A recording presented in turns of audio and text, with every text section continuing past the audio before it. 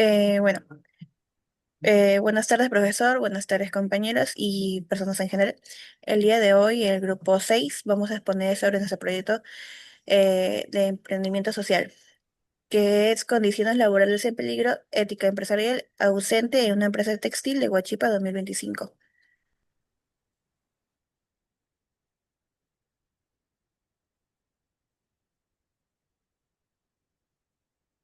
Bueno, a continuación, seguimos con los integrantes, que está Mila Grace, Andrade Blanca, Saldaña Iván y Yancay Joseph. También tenemos a Laura Adrián, Peralta Adriano, David Abanto y la que le habla Ishel Martel. A continuación vamos a ver y a tocar temas sobre la ética empresarial y vamos a presentar un video.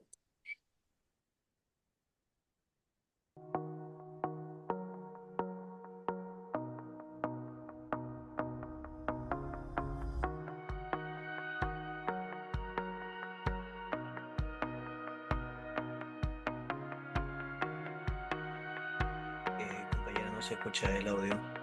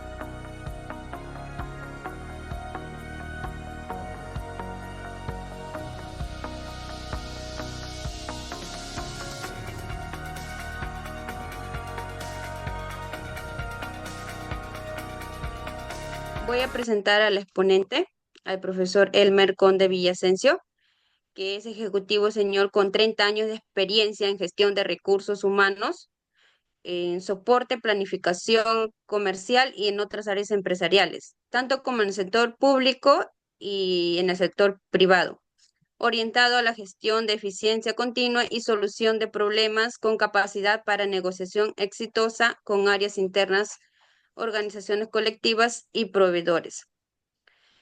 Cuenta con habilidad organizativa, liderazgo de equipos exitosos, vocación y experiencia en docencia superior. Su experiencia laboral del profesor que ahora está en la Universidad César Vallejo, que es docente a tiempo parcial, también en la empresa coordinadora y distribuidora comercial EIRL COIDE, titular gerente, y en la Universidad EPU de San Martín de Porres, que fue profesora a tiempo parcial, en el Instituto de Emprendedores de Lucil, que también fue profesora a tiempo parcial, y en la empresa gastronómica Refresca SAC, que fue director ejecutivo, y en la Superintendencia Nacional de la Fiscalización, Laboral.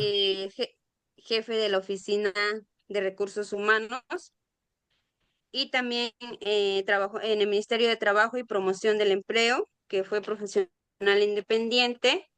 También trabajó en la Telefónica del Perú S.A., jefe de gestión de campañas comerciales, jefe de cambios regulatorios y normativos. Le doy paso al docente para que pueda explicar la ética empresarial.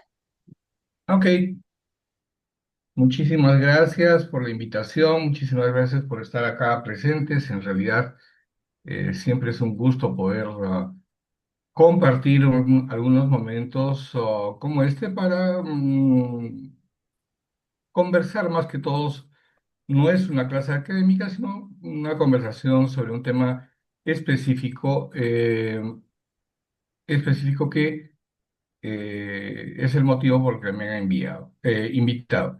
Estoy dentro del marco de lo que se ha pedido, porque la realidad que vamos a comentar en base a mi presentación es la que ocurre en casi todas las empresas textiles del Perú, concretamente las de Lima, qué problemas o enfrentan a propósito de que no tienen una visión generalizada ni práctica ética. Hecho esta introducción, lo que quiero ver con ustedes es la importancia del sector textil en la economía nacional. Resulta que uno de los sectores importantes de la economía nacional es precisamente el sector textil, porque aparte de atender gran parte del mercado interno, también atiende exportaciones, sobre todo a los Estados Unidos, a Europa y a países vecinos. En realidad, es bien apreciada los resultados de la industria textil peruana a propósito de la materia prima que normalmente es la que se utiliza. Entonces, sí hay una demanda real de los productos textiles peruanos a nivel internacional. Pero yo creo que para revisar bien qué es lo que está pasando éticamente en el sector textil, primero hay que ver el contexto del sector. Entonces, me he permitido traerle algunos números que los he rescatado de INEI, de SUNAT, de SBS y otras fuentes, como por ejemplo este que nos dice que el 0,9% del Producto Bruto Interno Nacional a fines del 2024 ha sido de ser 5.246 millones. Entonces, empezando por ahí, mover el 0,9% del Producto Bruto Interno es relativamente significativo, razón por la cual hay que prestarle una debida atención a este sector. Hay más de 46.000 empresas formales que se dedican a la textilería. Pero, miren, fíjense, hay que fijarse mucho en este detalle, porque si bien es cierto, son 46.000 empresas registradas, este es un dato que sale de la SUNAT, el 99,4, o sea, casi todas de estas empresas son MIPE, micro o pequeñas empresas. 1.635.000 millones son la expectativa de la industria textil y confecciones en el 2024. Ahora bien, vamos a la parte laboral. 448.000 puestos de trabajo en el 2024. Vean, hay 448.000 oportunidades laborales que el sector textil presta a la población económicamente activa, a la población laboral. Lógico está que aquí nos cabe preguntar, es decir, estos 448.000, cerca de 449.000, ¿trabajan en estas 46.000 empresas formales o también estamos hablando de la población que trabaja en las empresas textiles MIPE informales? Vamos a ver. Además, este es otro dato importante. 66% de las empresas se concentran en Lima, seguidas luego por Puno, Arequipa, Junín y el resto de las regiones. Esto hace que haya una alta concentración, porque 66% es más de la mitad de la producción textil de todo el Perú solamente en Lima. No es de extrañar debido a que seguimos todavía con una situación geopolítica que no llega a cambiar pese a que se ha intentado hacerlo desde hace muchos años, que la concentración económica sigue en Lima. ¿Esto qué contrae? Que el progreso, si lo hubiera, el progreso económico va a estar más evidenciado en Lima que en las regiones. Dicho de otra manera, la diferencia de desarrollo entre Lima y las provincias va a seguir siendo debidamente marcada, lo cual no es lo adecuado, lo cual no es lo ideal, lo cual no es bueno. Lo bueno es que todas las regiones puedan ir a la par en su propio desarrollo. Y de paso, además, desconcentrar Lima de toda la actividad social, económica, productiva, etcétera, etcétera. Bien, otro dato importante, el 77% del empleo informal en el 2024, es decir, 8 de cada 10 puestos de trabajo laboran bajo condiciones de informalidad. Y las condiciones de informalidad, y ya voy haciendo un poquito de adelanto a lo que viene en la presentación, eh, son bastante severas, no es cosa bueno, no estoy en planilla y eso es todo, sino más bien ya va más allá, incluso casos cercanos a la esclavitud químicamente pura, como es el caso que ocurrió y que se evidenció cuando hubo un incendio en la, en el edificio Nicolini en el centro de Lima, en donde murieron algunos trabajadores que estaban encerrados bajo candado porque estaban haciendo una actividad totalmente informal. Bueno, acercándonos nuevamente a lo que es la textilería en el Perú, hay muchos más datos en las fuentes consultadas, pero creo que esto es importante, los que les estoy mostrando, porque nos da luz poco a poco a ver cómo anda la ética en las empresas textiles del Perú y qué razones son las que la motivan y cuáles serían las probables acciones que como sociedad en conjunto debiéramos de tomar. Entonces, no olvidemos, por favor, estos números porque nos sirven, por ejemplo, vean este cuadro o estos cuadros, miren. La evolución del número de empresas formales del 2020 al 2023. Acá tenemos el número total, estamos aquí, pues, como lo mostraba anteriormente, 46.693, con un crecimiento del 1,3% respecto al año anterior. Si bien es cierto, aquí estamos empezando el 2020 y mi forma de ver las cosas, y así lo explico en mis clases, el 2020 no debiera considerarse, o en algunos casos tal vez como año base, que es el que se está mostrando aquí, a propósito de que las condiciones generales, sociales, empresariales, económicas en el 2020, producto de la pandemia, fueron bastante severas. En todo caso, el hecho solamente que en el 2020 queden 35.768 empresas en el sector es un buen indicador comparativo con otros sectores, porque recordemos que el COVID hizo rajatabla en casi todos los sectores económicos. Muy bien, si bien estos números son interesantes, hay crecimiento, 9,6 respecto en el 2022 respecto al 21 y 1,3 respecto al 2022. Habría que ver el 2024, no he podido obtener esa información, pero seguramente también va en crecimiento. Tal vez un poco más bajo en niveles porcentuales, pero por ahí va. Ahora, el otro tema que sí es preocupante es que la microempresa es 95,4%, microempresa textil y de confecciones, mientras que la pequeña 4%, mediana 0,1% y grande 0,4%.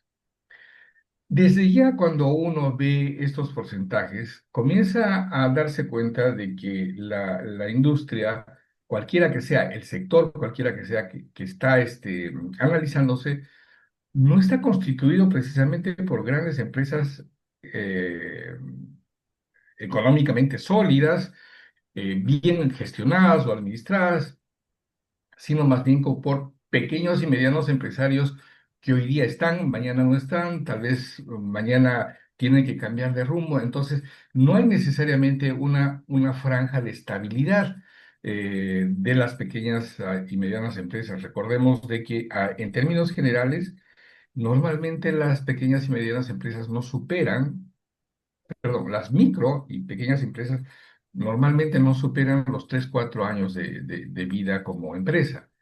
Entonces, el ideal es de que, además, si es que empiezas como una microempresa, el natural crecimiento de tu empresa te llegue luego a crecer y llevar a ser una pequeña empresa para luego llegar a ser una mediana. Pero eso prácticamente no está ocurriendo.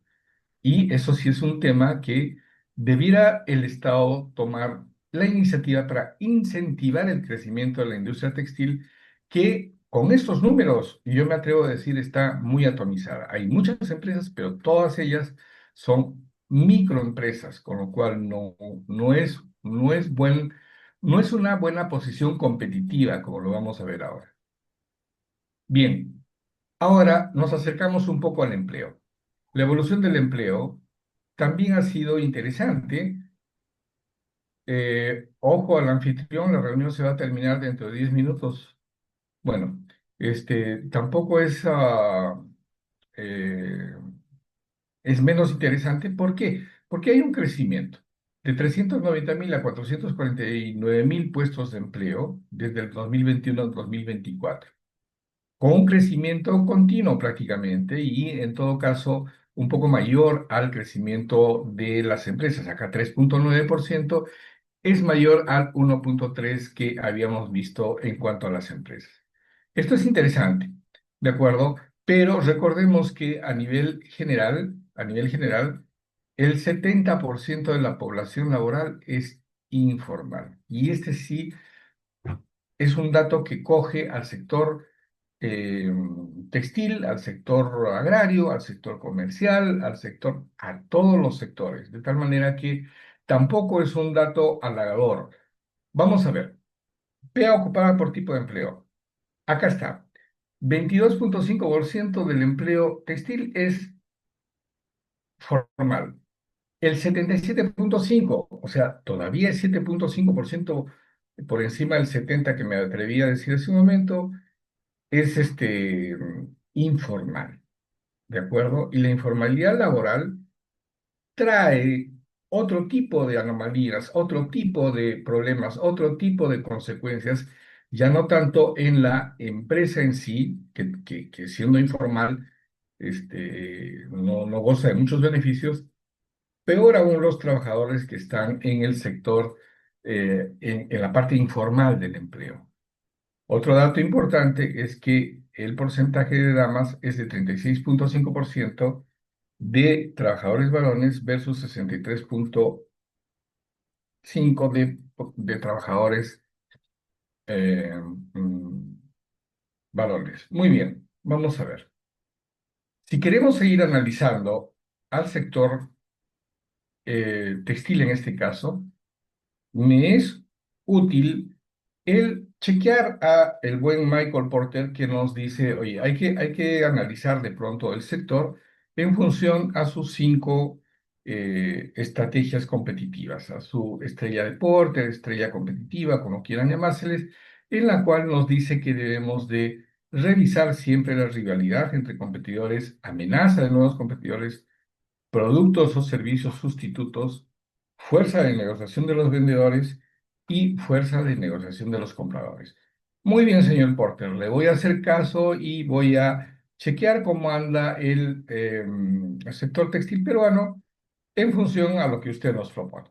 Entonces, vemos, por ejemplo, que ya independientemente de los datos que acabo de mostrarles, es evidente muchas cosas, y una de ellas es que, siendo formal, solamente en modo formal, 46.000 empresas, la competencia de entre ellas y nuevos competidores es altísima.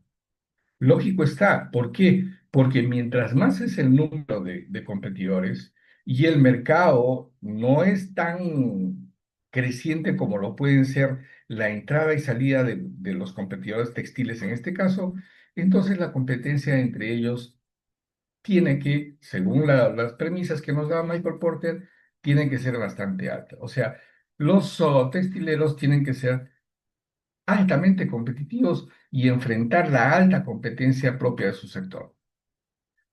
Luego, cuando se trata de empresas microempresas, no hay barreras de entrada. Es decir, cualquiera junta su plata, cree que puede y se mete al sector textil, con lo cual lo único que hace es quitarle espacio a las empresas preexistentes. Yo no veo, he buscado para esta presentación, he buscado alguna información que me diga al respecto a barreras de acceso al sector textil, prácticamente no las hay. Lo que hay es más bien varias especies de asociaciones entre textileros a efectos de hacer cuerpo común, pero que siguen siendo eso, asociaciones, no tanto empresas en crecimiento, es decir, medianas o grandes empresas que como tales ya se paran fuerte en el sitio en donde están y entonces pueden enfrentar mejor una competencia.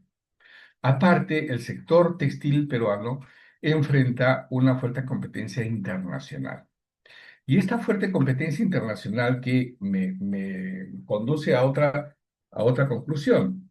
Esta oferta internacional, sabemos todos normalmente de dónde proviene, aparece abundante e imprevisiblemente. De repente entró cualquier cantidad de prendas de diversos países, sobre todo de China, por supuesto, en donde además se muestran con precios bajos. Con precios bajos porque sus costos de producción en la China, por ejemplo, todos sabemos de que son bajos. Al ser bajos, entonces allí hay una competencia por precio. De tal manera que el sector textil, yo creo, mm, con toda confianza lo diré, de que siempre va a estar amenazada por el ingreso imprevisto de competencia extranjera a menor precio. Y cuando los clientes, y eso nos lo dijo Porter, no valoran la diferencia en la calidad, es decir, evaluar un producto de calidad de producto nacional, que lógicamente ya lo dijimos al inicio, la calidad de la textilería peruana es alta comparativamente con otros puntos de producción internacional. La que viene del extranjero no tiene las mismas condiciones de calidad. Pero hay una situación, una premisa que rescatamos de lo que dijo Porter, que los clientes pueden no valorar la calidad de tu producto y priorizar más bien el precio del mismo. Y si están haciendo eso, significa que no les interesa mucho la calidad, sino más bien el precio. Si yo encuentro una prenda de vestir, una chompa made in Perú, que me cuesta 80 soles y a la vista se ve que un grado de calidad adecuado, pero de pronto encuentro una muy parecida, pero de calidad que bueno, a mí no me interesa mucho la calidad, pero lo venden a mitad de precio. Sin duda alguna voy a ir por el precio más bajo. No es el caso de todos los compradores, porque algunos compradores sí van a preferir pagar un poco más por la relación precio-calidad. Pero para la empresa textil resulta que es una verdadera amenaza el hecho del ingreso de productos del extranjero, así sean de menor calidad. Muy bien, y luego, en cuanto a la fuerza de negociación de los compradores, el sector textil está enfrentando cada vez más exigencias de grandes importadores extranjeros, es decir, compradores de Estados Unidos, compradores de Europa, que no te compran pues cuatro chompas, cinco chompas, sino la producción el 40% de toda la producción la compran, lo cual es bueno, pero te ponen algunas exigencias, o sea, unas exigencias de certificaciones éticas y ambientales sobre todo. ¿Por qué? Porque se dan cuenta de que en el mundo los clientes están procurando ser cada vez más exquisitos en cuanto al cuidado del medio ambiente, a la ecología, por ejemplo. Entonces, frente a eso, los compradores, digamos, europeos sobre todo, van a preferir productos que estén con certificaciones adicionales que normalmente nuestra industria textil o le es muy costosa o no puede cumplir. Entonces allí sí se tiene que estudiar con mayor detenimiento cuáles son las certificaciones que piden, pueden ser ISO, pueden ser ISO ecoamigable, y tratar de cumplirlas. Pero al momento de tratar de cumplirlas, por ejemplo, una certificación para una microempresa no es cosa sencilla, no es cosa barata. Allí hay un tema a tratar, ahí hay un tema que debiera de estudiarse mejor desde el punto de vista del Estado, me refiero, para poder facilitar certificaciones a las asociaciones de textiles para que puedan cumplir con esas exigencias que con justo derecho te piden los compradores internacionales. Muy bien. Gracias, señor Porter. A usted le merecemos el reconocimiento porque nos ha permitido analizar estos casos que afectan a la industria textil peruana. De acuerdo a la propuesta de Porter, ¿cómo anda el mercado textil en el Perú? Muy bien, ahora internalicémonos un poquito más. Vamos a ver aspectos de la forma organizacional, es decir, cómo están organizadas las empresas del sector textil. Nos queda claro, el sector textil tiene una alta informalidad. ¿Ah? ¿Aló? ¿Cuál? Hola. Tiene una alta informalidad organizacional. Al tenerla, ¿qué significa? Que hay una cultura empresarial débil en formación profesional. Es decir, el hecho de que haya una informalidad organizacional ya nos está induciendo a pensar de que hay una débil formación profesional en los responsables o los gestores de las micro y pequeñas empresas del sector textil peruano. En consecuencia, y miren cómo aterrizamos a la parte ética, también hay una cultura empresarial débil en valores éticos. Sí, porque de alguna manera la formación profesional nos permite ver la importancia de los valores éticos en la gestión, no solo organizacional, sino también personal. Es propio entonces de quienes no han tenido la oportunidad de poder hacer una formación profesional, me refiero a nivel universitario, el que de pronto veamos que no hay una valoración adecuada de la ética en el desempeño de su gestión. Esto es prácticamente no sujeto a demostración, sino que ya la experiencia misma o la lógica misma nos lo dice. Por lo tanto, además, hay una ausencia de responsabilidad social y ambiental. Socialmente y ambientalmente están todos los microempresarios, no solamente el sector textil, viendo sus parcelas en vez de ver el poder verse como un pequeño bosque o un gran bosque, un mediano bosque. Eso no les permite ver de pronto la necesidad de considerar algunos aspectos sociales o ambientales. Al ser informales, lógicamente no pueden accesar al financiamiento formal. El financiamiento formal se dirige a las empresas formales. Tiene un costo X. Entonces, si uno no tiene acceso al sector formal, al sector bancario financiero formal, que tiene un costo X, tendré que recurrir al sector informal, que tiene un valor X más Y, es decir, un valor más alto en cuanto a costos financieros. Entonces, eso a la par eleva los costos de producción y por ende lo hace menos competitivo frente a productos que, como ya lo dijimos en la primera parte, entran del extranjero a precios bajísimos. Si yo tengo la necesidad de reducir mis precios para ser competitivo, no podré hacerlo si no puedo reducir mis costos. Y una forma de reducir los costos es precisamente accesando o pudiendo accesar al sector financiero formal, que no lo puedo hacer porque pertenezco al sector informal. Por ende, hay una escasa innovación. La innovación que presumo debe haber es una copia o un Me Too, una estrategia de Me Too en cuanto a lo que es innovación. Ya olvidemos un tanto de creatividad. Simplemente habrá que ver innovación y también ante la imposibilidad de poder tener acceso al financiamiento formal, la innovación también se ve limitada. Escasa visión de una planificación estratégica.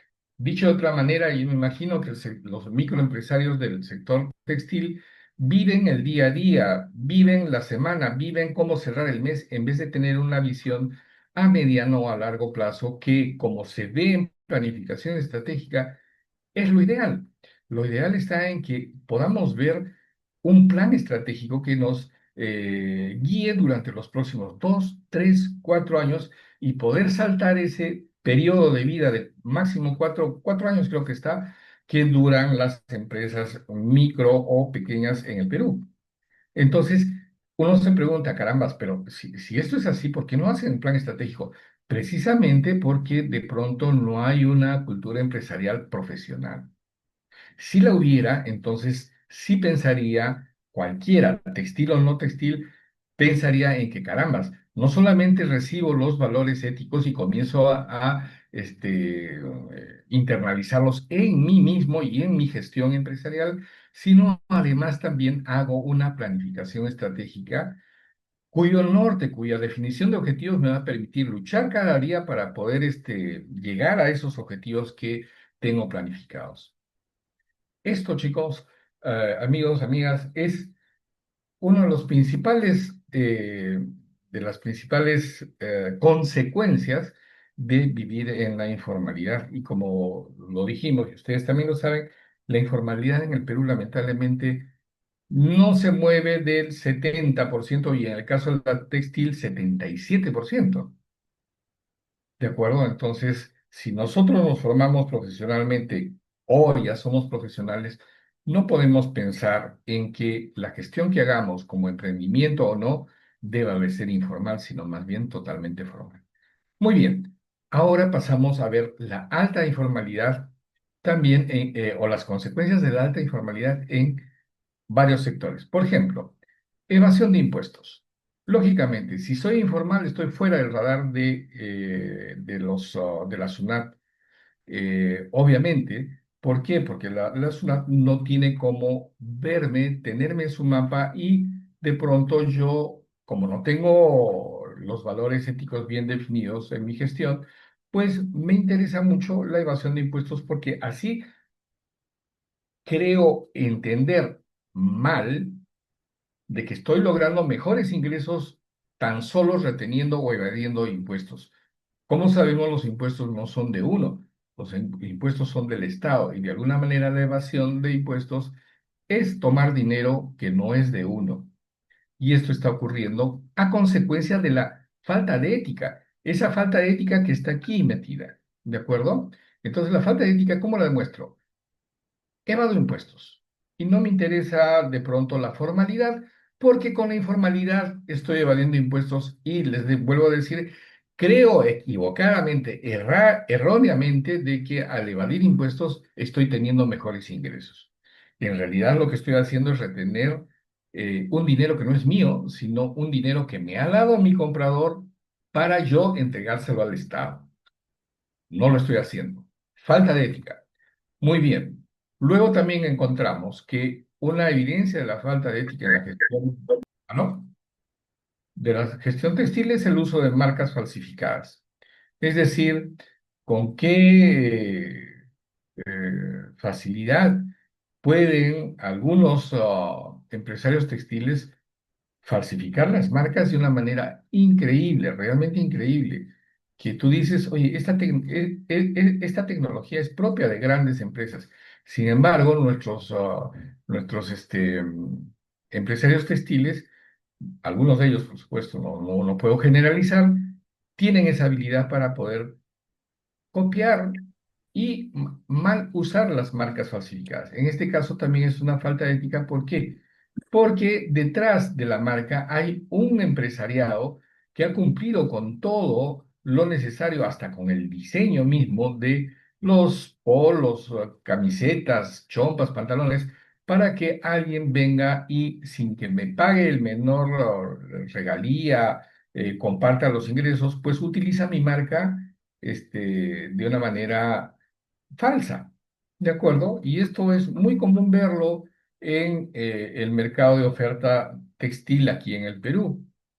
Contaminación ambiental, por lo mismo que hemos visto aquí, que de pronto hay una ausencia de responsabilidad social y ambiental, de pronto el tratado de los residuos, el tratado de la merma, el tratado de los, incluso del uso del agua para la fabricación o la elaboración de la materia prima, no es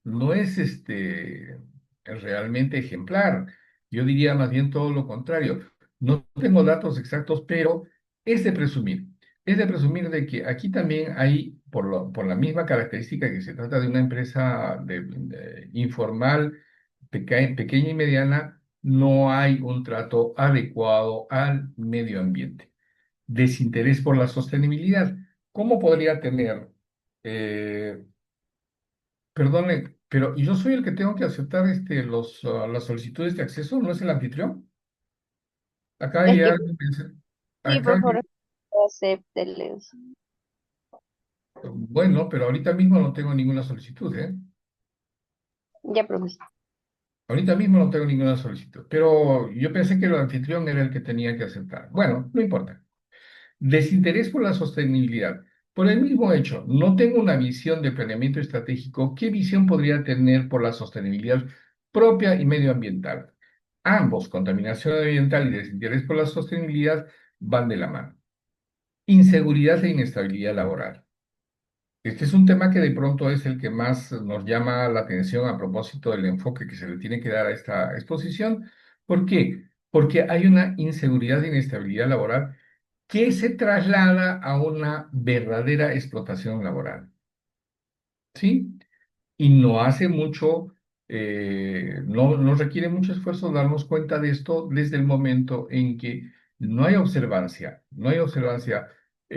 por ejemplo, a la falta de seguridad urbana y de infraestructura, no hay observancia, por ejemplo, a las remuneraciones que se le tiene que dar a los trabajadores como es debido, y no hay observancia a muchas otras condiciones laborales desde la seguridad, de la salud de los trabajadores y sus familiares que sí lo tienen las empresas formales.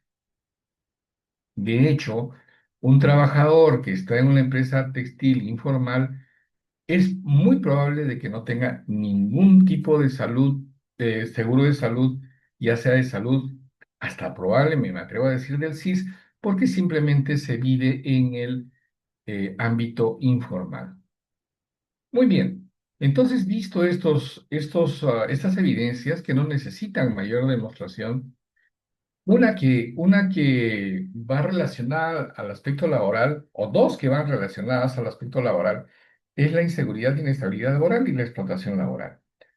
Si ustedes pueden entrar, y de hecho, de repente ya lo han hecho, este, las condiciones de seguridad y salud en el trabajo en una empresa textilería que está en el sector informal deja mucho que desear.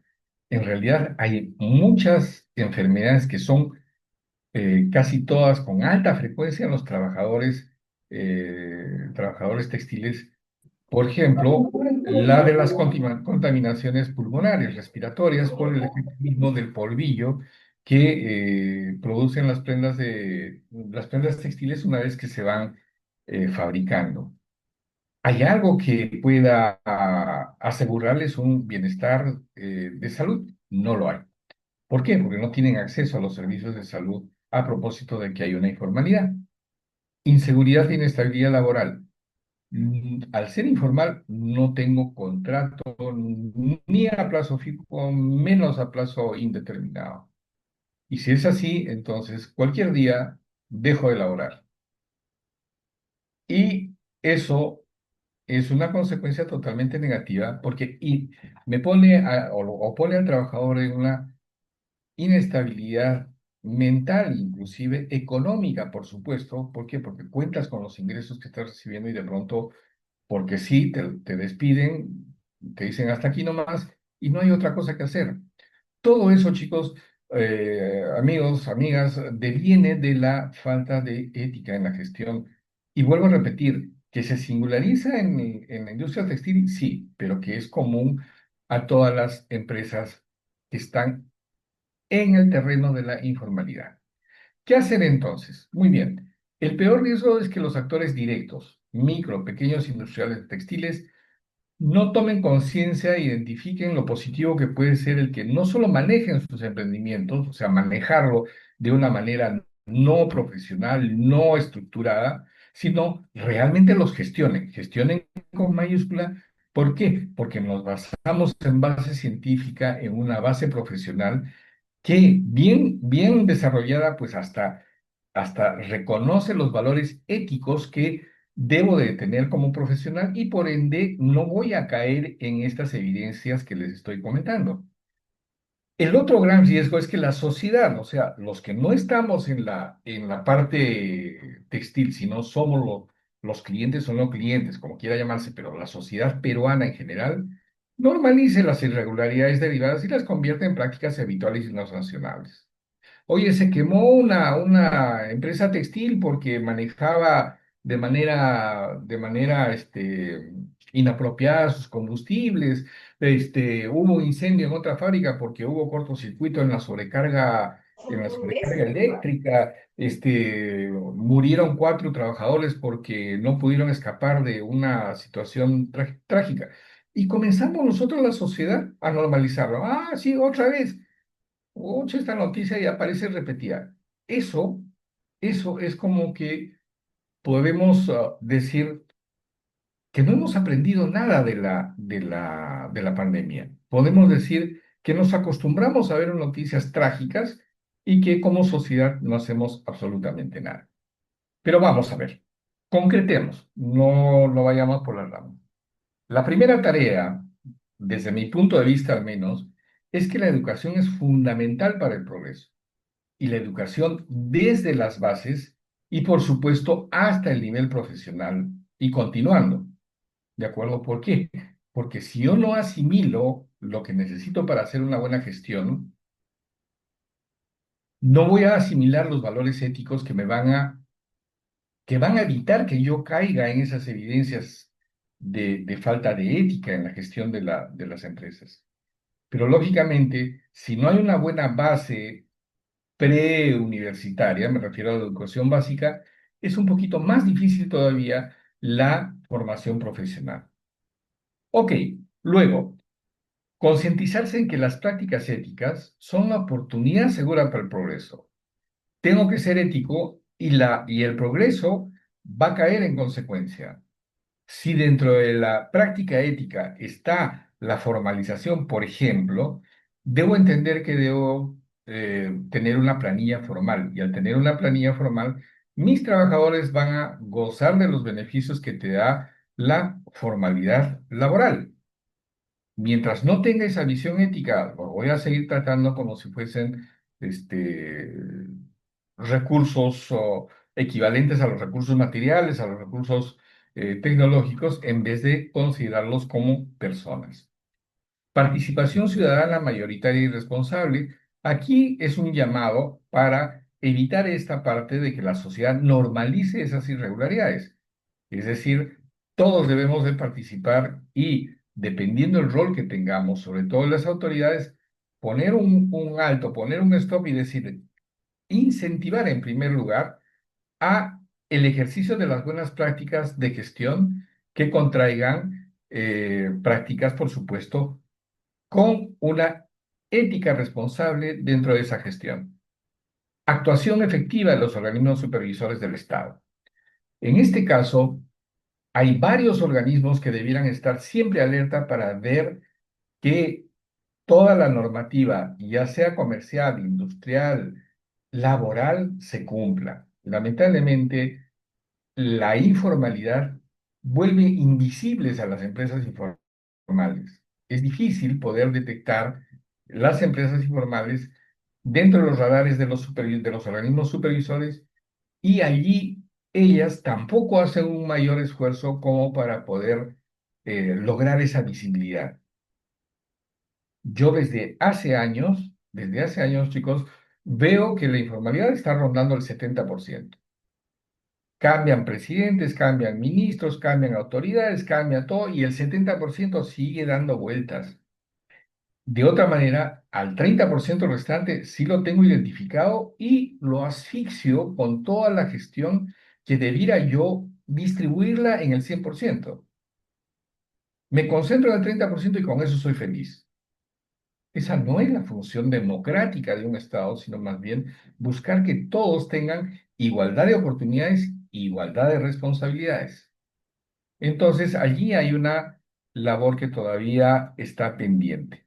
Luego, en consecuencia, un sistema de justicia severo y separado de las fuentes contaminantes. ¿A qué me refiero? Me refiero a que si aquí ya los organismos supervisores están haciendo lo suyo, en consecuencia el sistema de justicia tendría que aplicarse como debe ser. Pero nuestro sistema de justicia, valga la casualidad de la temporalidad, está pasando por crisis institucionales. Es decir, en vez de solucionar los problemas de la sociedad, está intentando solucionar sus propios problemas. Y si no, fijémonos en esta tonta batalla en que se han metido las autoridades fiscales. Luego, combatir la corrupción en todo ámbito, escenario u organización. La corrupción es y debe ser vista como focos cancerígenos, al igual que cuando nosotros pasamos por un detector, por análisis, por lo que sea, en donde nos pueden detectar algunos focos crecientes o nacientes de células cancerígenas, la corrupción es lo mismo.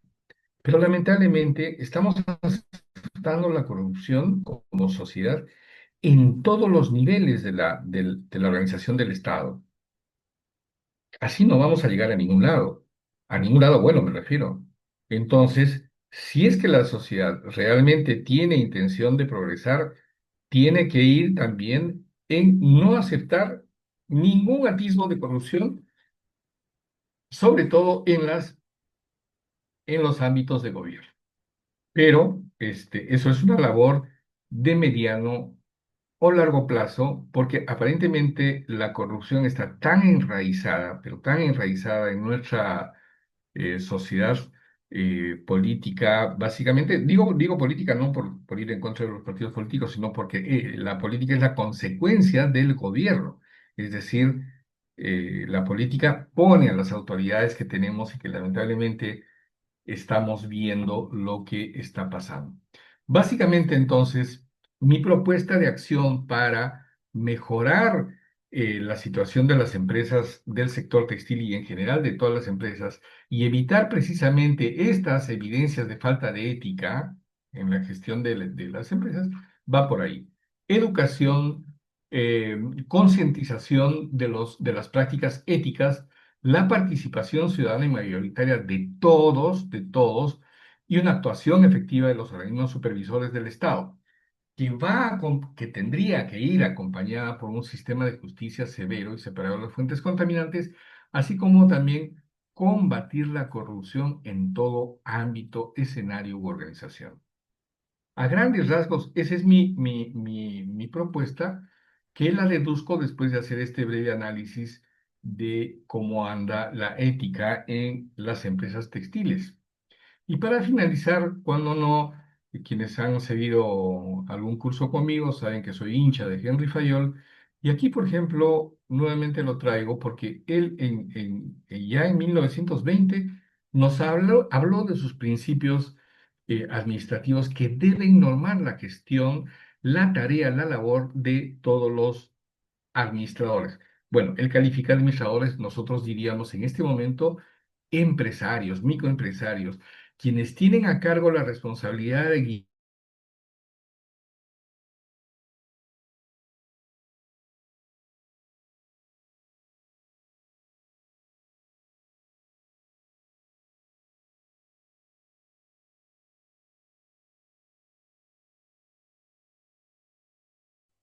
queda o les dejo la reflexión sobre esto en que debe entenderse que quienes tienen la responsabilidad de los intereses del grupo social deben priorizarlos en lugar de priorizar los personales.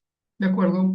Les dejo entonces con esta última frase del buen Henry Fayol para que ustedes puedan internalizarla también. Si nos toca un rol de gestión, si nos toca un rol de gestión ya sea en el sector privado o público, si nos toca de pronto hacer nuestro propio emprendimiento, siempre debemos pensar que primero están los intereses del grupo social y luego priorizar los intereses personales.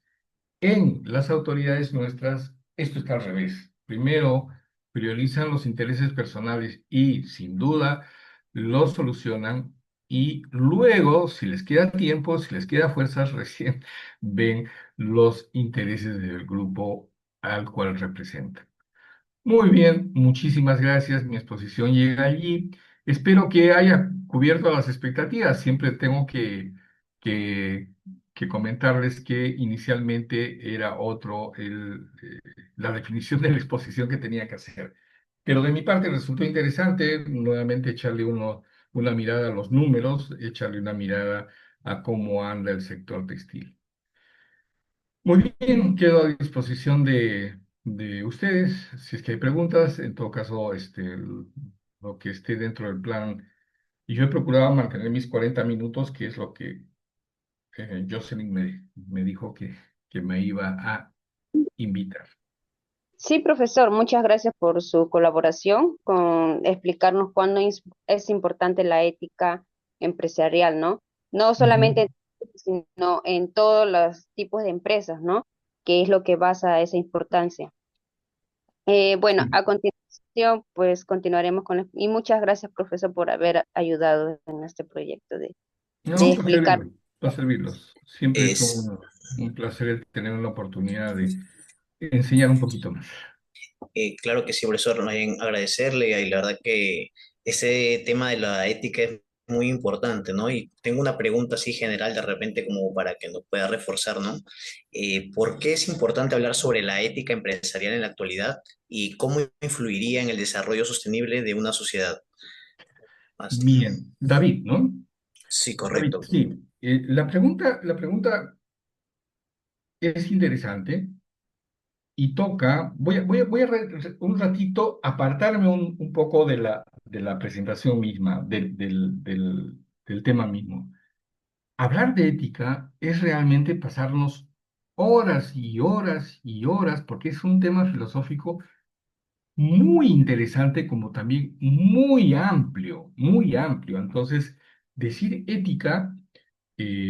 Bueno, David, sentémonos unas cervezas de por medio y ahí comenzamos a debatir hasta que nos cierren el local, nos boten a patadas porque estamos ya fuera de horario y no terminamos de hablar porque es un tema verdaderamente apasionante. Apasionante, ¿por qué? Porque nos preguntamos siempre, ¿qué es ética para ti y qué es ética para mí? Si al final lo que tú consideras ética es lo que yo considero ético. Y de hecho, a mis alumnos muchas veces les comento una experiencia que tuve viajando a Medio Oriente, a Turquía básicamente, en donde era habitual, y lo vi porque en el hotel en donde estaba alojado, vino un señor rodeado de tres señoras. Las tres eran sus esposas. Y habían alrededor de 5 o 6 niños, hijos de ese mismo señor, pero en las tres esposas que él tenía. Lógicamente uno se espanta y dice, oye, ¿qué pasó aquí? ¿No? O sea, ¿qué es esto? Es una falta de ética, es inmoral, es lo que tú... Pero no, allá sí es aceptado, sí es bien visto, o por lo menos no es mal visto. En cambio, en otras latitudes como la nuestra, eso no. ¿A qué voy? A que de pronto yo te puedo decir qué cosa es ético y qué no lo es desde mi punto de vista. Lo que uno tiene que procurar es coincidir en qué cosa es ético en la sociedad en la cual se desenvuelve uno, ya sea yo mismo y mi entorno más cercano, ya sea mi vecindario, ya sea todo Lima, ya sea todo el Perú, ya sea todo Latinoamérica, ya sea todo América, ya sea todo el planeta. Procurar siempre va a haber áreas de conceptualización ética general y procurar identificarlas. A eso iba yo cuando te decía, mira, ¿en dónde voy a evidenciar faltas éticas en el empresariado, el microempresariado informal del Perú? Primero, la evasión de impuestos. Ya lo dije, la evasión de impuestos está quitándole a todos nosotros el dinero que no es del empresario, sino del Estado. Con lo cual, imaginémonos, porque ahí David y cualquiera de ustedes me puede decir, sí, pues, pero resulta que yo pago impuestos para que las autoridades lo malgasten o se lo roben o lo que sea. Esa última parte quítala. Imaginémonos una gestión del Estado de veras también ética. Entonces, mientras más recursos tienes, más desarrollo vas a tener. Punto uno, ya voy respondiendo a tu pregunta. Punto dos, si yo tengo a mis trabajadores debidamente formalizados, ellos tienen los derechos que le corresponden a todo trabajador legalmente formalizado. Vacaciones, CTS, horas extras, sueldo mínimo vital, sueldo mínimo vital, esperemos siempre que sea mayor, una relación de mayores ingresos en base a una mayor producción, o sea, reparto de utilidades, si es que el caso se da, etcétera. No se da, no se da. En primer lugar, porque de pronto las empresas, microempresas, están raspando la línea entre cerrar en azul o cerrar en rojo, ¿de acuerdo? Y si hubiera un margen de beneficio, el empresario se lo lleva todo. Y los trabajadores, como estaba bien en el videíto que nunca terminamos de ver al inicio, pues te bota y se acabó, te bota y se acabó. Entonces, vamos a ver, en el sector informal, y esa es una pregunta para todos, ¿se cumplen las 8 horas laborales? ¿Se cumple el pago de la remuneración mínima vital? No se cumple. No se cumple y a la pregunta es, ¿cuántas horas trabaja un trabajador en el sector informal? No se sabe. Con fehaciente certeza no se sabe por qué. Porque no hay información de algo que no es visible para quienes están dando vueltas alrededor de ese análisis. Entonces, solamente con estos dos aspectos creo que ya estoy contestando bastante tu pregunta. Si el Estado, bien administrado por supuesto, recibe más ingresos, no de mala manera, sino de lo que le corresponde por los impuestos que debe recaudar, trabajadores que están en una empresa realmente reciben todos los derechos que deben recibir, la sociedad va a progresar. La empresa va a tener más ingresos, yo voy a tener más ingresos, el Estado va a tener más ingresos. Y tú dirás, ¿y de dónde va a salir ese dinero? Desde el momento en que yo recibo un sueldo de 1.500 soles, pero me rajo el alma y mi empleador me reconoce mi sueldo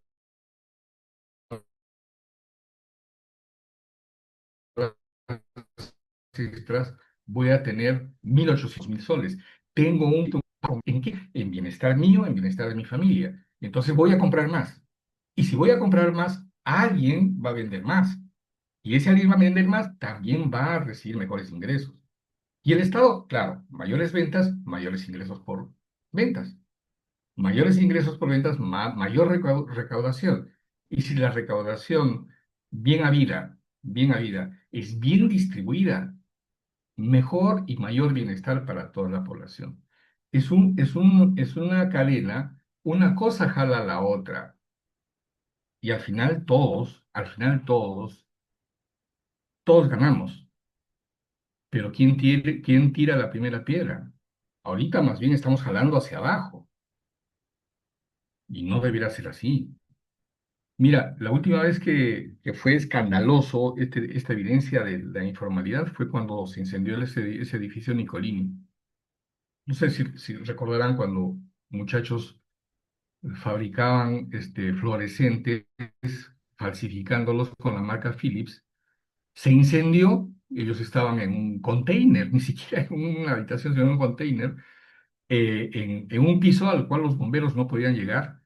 Y al momento de salir se dieron cuenta que les habían metido candado. Murieron, se acordarán, murieron. Oye, ¿a qué grado de informalidad hemos llegado? A los grados de informalidad de la China, de India, de África, del subsahariana. Mucho cuidado con eso. Por eso, quienes somos profesionales y quienes se están formando como profesionales, estudiar una profesión no es solamente aprender conceptos teóricos que luego probablemente pueda tenerlos en práctica, sino también internalizar valores, internalizar conceptos éticos y ponerlos en práctica. ¿Sí, Sí, o David? sea, la verdad que tiene toda la razón y como te había mencionado también en parte de su presentación, nosotros podemos mejorar mucho la ética con el estudio, ya no sea solamente en colegios, sino en universidades, ¿no? La Ujú. verdad que este es un tema muy, muy interesante. Bueno, le voy a dar pase a mi compañero que va a continuar con...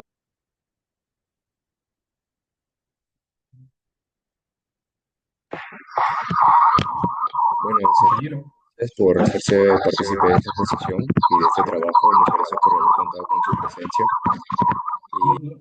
no escucho. Y todos nosotros queremos expresar nuestro sincero No, agradecimiento. alguien está con dos entradas. No estoy entendiendo. ¿Qué es esto? ¿Asistencia? Debe ser. No, profesor, es sobre preguntas de la encuesta, si han entendido para los participantes invitados. Ah, ya, está bien. Bueno, quien no haya entendido, por favor, pregúnteme. Estamos en la hora, Jocelyn, ¿no? Sí, profesor. O ya Sí, nos hemos pasado, porque si ya nos hemos pasado, significa que soy un mal administrador del tiempo. no, sí estamos ahí ahora. Bueno, este link que envié, ¿no? Es como para cerrar un poco la exposición, ¿no? Y reforzar los puntos clave que se ha venido hablando en este webinar. Por eso invito acá a los participantes de que puedan responder este breve cuestionario, la cual se ha preparado y nos va a ayudar a evaluar lo aprendido y también recoger sus opiniones, ¿no? Con respecto a este tema.